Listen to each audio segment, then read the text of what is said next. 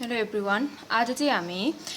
केमिस्ट्रीको चाहिँ नि हाम्रो इनअर्ग्यानिक पार्टको चाहिँ नि मल्टी इलेक्ट्रोन सिस्टम भन्ने च्याप्टर पढ्न गइरहेको छौँ। यो चाहिँ नि बेसिकली तपाईहरुलाई एक्जामिनेसनमा भनेको 4 मार्क्समा सोध्ने गर्छ र यो टपिक अन्तर्गत तपाईहरुले पढ्नुपर्ने हुन्छ अबाउट प्रिन्सिपल हर्न्स rules of maximum spin multiplicity stability of half fields and full fields of cells Pauli's exclusions principle. त्यसमध्ये आज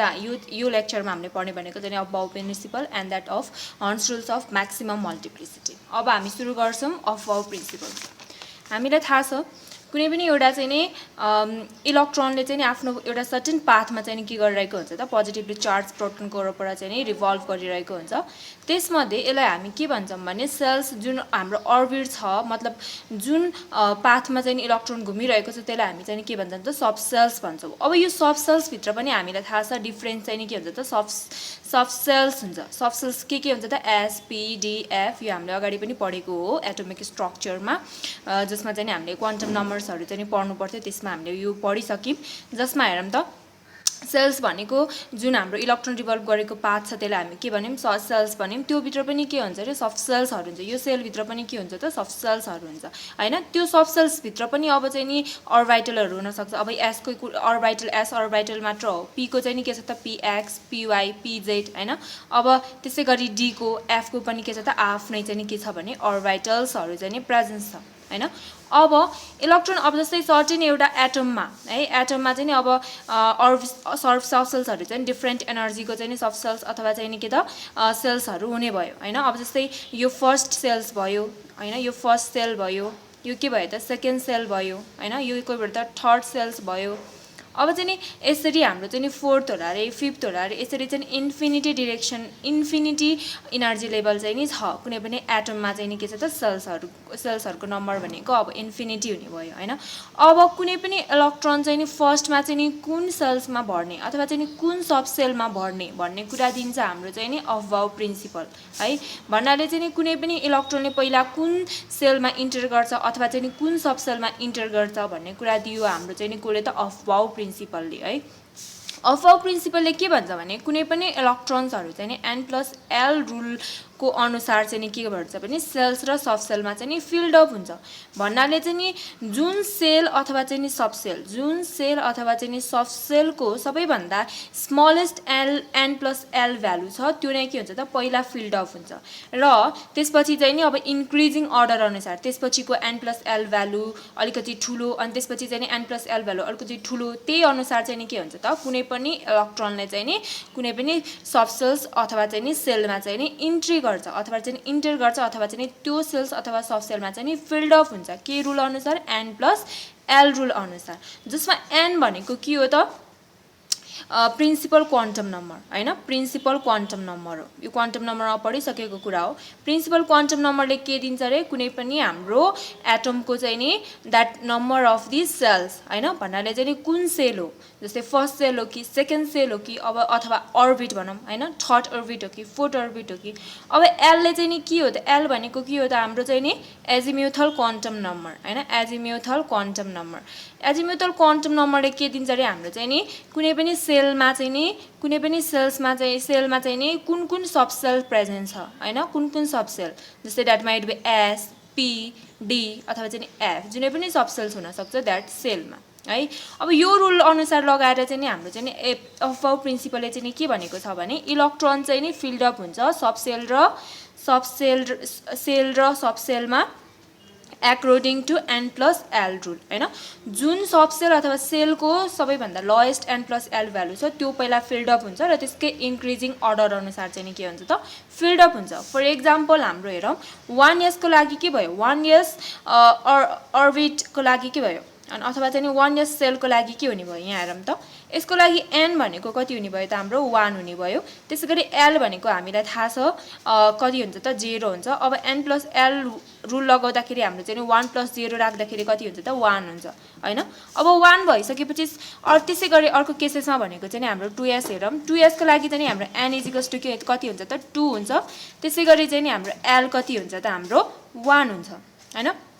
अब यति भइसकेपछि सरी 0 भयो अनि यति भइसकेपछि अब n+l रुल लगाउँदाखेरि अब 2 + 0 दैट इज 2। अब हेरौं यो दुईटालाई कम्पेयर गरौं। अब इलेक्ट्रोनले सबैभन्दा पहिला कुन सेलमा चाहिँ नि भरिने भयो त अभियसली 1s सेल हैन त्यसपछि 2sl किनकि हाम्रो सबैभन्दा n + l भ्यालु कसको सानो छ त 1s को त्यसपछि हाम्रो के छ त 2s को यसरी चाहिँ नि इन्क्रिजिङ अर्डर अनुसार n + l रुल लगाएर चाहिँ हाम्रो चाहिँ नि बढिन्छ हैन इलेक्ट्रोन चाहिँ नि फिल्ड अप हुन्छ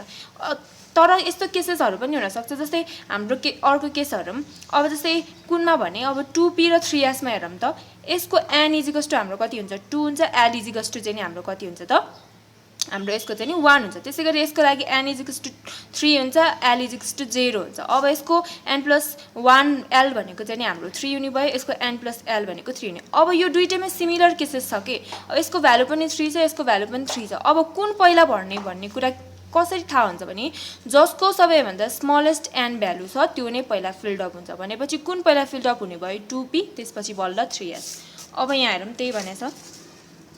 Above principle states that the electron enter in different energy level cells and subcells in order of their increasing order हैन increasing order energy level को order अनुसार जुन चाहिँ नि हाम्रो n + l रुल लगाएर चाहिँ नि हुन्छ जस्तै in order word the electron first occupy the subcells having lower energy then it occupies the subcells having the next higher energy अब n + l rule the subcells are filled by n + l rule the subcells having lower n + l value is filled first